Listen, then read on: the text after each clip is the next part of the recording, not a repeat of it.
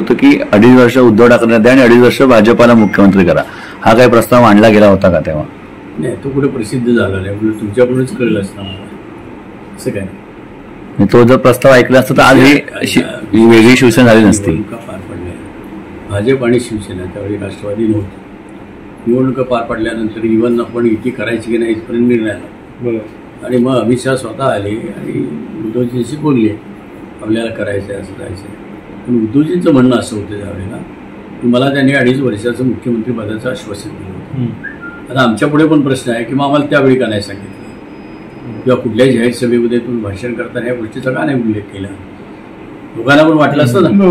आता झालं काय, ते म्हणतात मी असं बोललोच नाही, हे म्हणतात ते बोलले. आता हा वाद आता वेळ निघून गेल्यानंतर मग निर्माण झालेला वाद.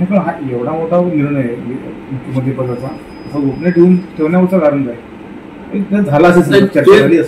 तीच आमच्या पुढे पण प्रश्न आहे की तुम्ही मग त्यावेळेला काय की आज भेटले, आपण युती नव्हतं करणार, आता केली, आपण एकत्र आहोत, आपल्याला मुख्यमंत्रीपद मिळत आहे, हे बोलायला पाहिजे होतं. जनमानसात हे मेसेज जायला पाहिजे होता ना.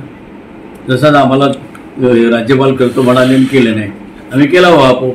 कुठे चर्चा झाली, कशी चर्चा झाली, काय आम्हाला आश्वासन दिलं आणि अजून काय केलेलं नाही.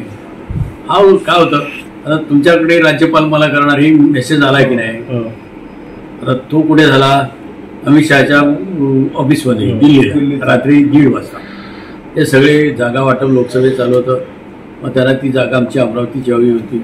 इथपर्यंत ते मला बोलले की तुम्ही 100% निवडून देता, आमचा सर्वे आहे, तुमचा सर्वे आहे आणि हे आहे. म्हटलं मग तुम्ही 400 पार बोलता, मग एक सीट का घालवता? कारण ते स्पष्ट बोलायला तयार नव्हते की हिला आम्हाला द्यायची, एक सीट घालवा. म्हटलं मी पण युतीचा घटक आहे आणि 88 सालापासून मी आहे, त्यामुळे मलाही वाटतं की आपला एकही खासदार कमी होऊ नये.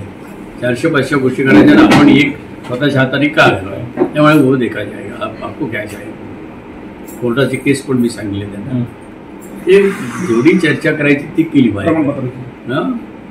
काही जागा अग्रेसर होणे किंवा जे शिवसेनेची हक्काची जागा आहे ते थोडं दावा करणे, असे सगळे प्रकार मग याच्यामुळे युतीच्या या बैठका होत असतात आणि प्रत्येकजण आपल्याला कशा जागा मिळतील हा प्रयत्न करतो. आणि तिन्ही लोक सक्षम आहेत की आपल्याला किती मिळाले पाहिजे. साधा फॉर्म्युला असतो. मागच्या निवडणुकीमध्ये आम्ही शिवसेना म्हणून हा फॉर्म्युला वापरतो. BJPने आम्हीच होतो आणि 122 जागा आमच्याकडे होत्या. तर एक अंडरस्टँडिंग ठेवावं लागतं. अजी जागा द्याव्या लागतील काय, आम्हाला 100 तरी मिळाले पाहिजे. त्यांनी त्यांच्या जागा कमी करून त्यांनी त्यांना काय त्यातलं दिले पाहिजे. पण जिथं सलोखा किंवा एकोपा दिसायला पाहिजे तिथे थोडंसं म्हणजे एकमेकाच्या विरोधातच आता काम चालू आहे असं एकूण रत्नागिरीतलं चित्र आहे, लांबचं नको. रत्नागिरीत थोडंसं अपवाद आहे आणि त्याची कारणं आहेत. सगळे सिनियर लीडर इथं आहेत आणि मग थोडी कारणं वेगळी असतात. त्यात 2-2.5 वर्ष आता होतील सत्ता स्थापन करून, पण महामंडळ देण्यात उशीर नाही झाला. निवडणुका आल्या, निवडणुकीला उपयोग होतो. तुम्ही राणा विरोधात जेव्हा बोलायला लागलात तेव्हा लगेच तुम्हाला म्हणजे महामंडळ दिलं गेलं असं काय आहे त्या, म्हणजे तुम्ही शांत राहावेत? काय विषय असा आहे लक्षात ठेवा. ही वरून आम्हाला प्रॉमिस केलं होतं अमित शहाने डायरेक्ट, ते मला बोलवलं होतं आणि निवडणूक न लढता थांबवा म्हणून सांगितलं होतं. आणखी डिटेल्स जाण्याची गरज नाही, पण आपल्याला आणि दोन्ही बरोबर होते, chief minister deputy chief minister. तर यांनी आपल्याला सांगितलं आपण थांबूया. त्याबदले तुम्हाला मी आता तुम्ही म्हणाल ते आम्ही द्यायला तयार. तुम्हाला राज्यपाल पद देण्याचं आश्वासन दिलं होतं. आता ते अजूनही म्हणून आमच्या मुख्यमंत्र्यांना असं वाटलं तूर्त आयडल बसण्यापेक्षा यांना कामाला लावूया असं नाही. तुम्ही कामाला असं वाटलं नाही ना मुख्यमंत्र्यांना? तुम्ही बाकी कामाला लावा.